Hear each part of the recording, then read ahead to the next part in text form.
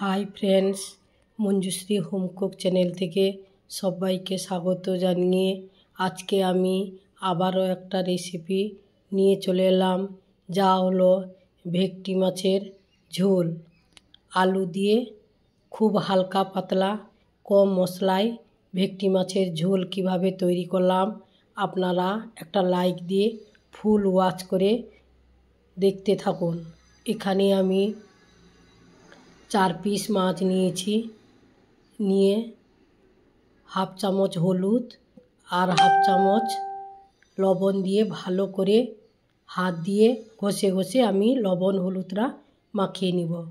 হয়ে গেছে, এটা সরিয়ে রেখে অন্যদিকে কড়াইতে তেলটা আগে থেকে গরম করা ছিল, সেই তেলের মধ্যে আমি পরপর 4 পিস মাছ এখানে ভেজে নিব।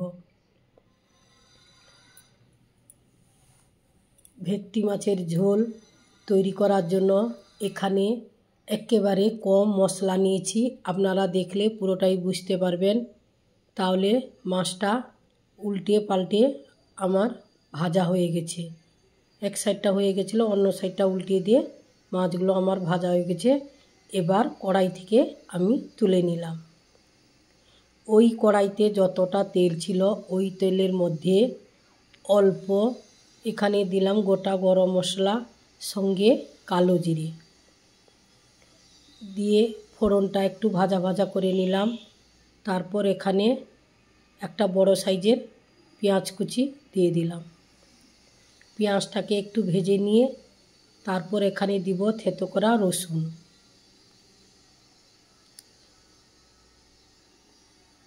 এক চামচের মতো থেতো করা রসুন দিলাম। রসুনটাকেও পেঁয়াজের সঙ্গে ভালো করে মেরে নিব তেলের মধ্যে, নাহলে রসুনের একটা গন্ধ থাকে। তাই আস্তে আস্তে করে পেঁয়াজ আর রসুনটা আমার ভাজা ভাজা হয়ে এসছে। তারপর এখানে 1 চামচ আদা বাটা, 2 চামচ হলুদ গুঁড়ো আর 1.5 চামচের মতো প্লেন লঙ্কার গুঁড়ো দিলাম। দিয়ে এবার ভালো করে আমি এখানে মশলাগুলোকে কষিয়ে নিব। যতক্ষণ না মশলা থেকে তেল বেরোচ্ছে ততক্ষণ ভালো করে মশলাটাকে কষাতে হবে। যে কোনো রেসিপি তৈরি করতে গেলে আগে মশলাটা কষাতে হয় ভালো করে। যতই আপনারা তাড়াহুড়ো করে রান্না করেন না কেন, কিন্তু মশলা যত কষিয়ে রান্না করবেন তরকারি তত টেস্টফুল হয়। মশলাটা ভাজা ভাজা হয়ে আসার পর এখানে আমি অল্প একটু পেঁপে আর এখানে 3টে মাঝারি সাইজের আলু কেটে রেখে একটু হাফ সিদ্ধ করে নিয়েছিলাম, তাই পেঁয়াজের সঙ্গে অ্যাড করে দিলাম বলতে মশলার সঙ্গে। এবার মশলা সহ পেঁপে আর আলুটা আমি এখানে ভালো করে কষিয়ে নিব।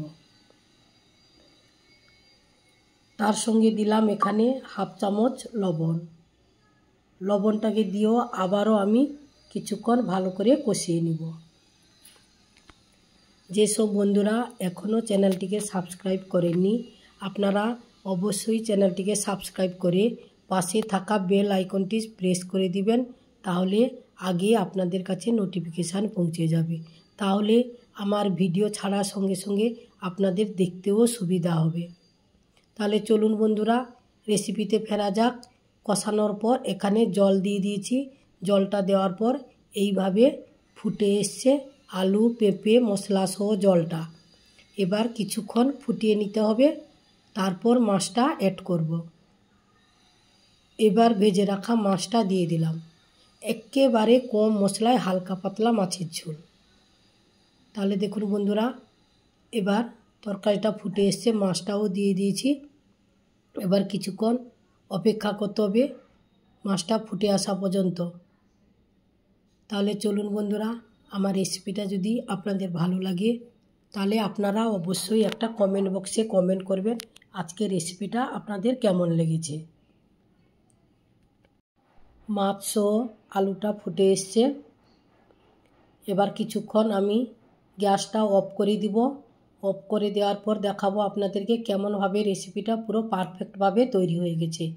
আর যদি আমার রেসিপিটা ভালো লাগে তাহলে আপনারা লাইক কমেন্ট শেয়ার সাবস্ক্রাইব করতে ভুলবেন না। তাহলে বন্ধুরা আজ আসছি, নমস্কার। আবারও অন্য কোনো দিন অন্য কোনো রেসিপিতে দেখা হচ্ছে। Tata, bye bye.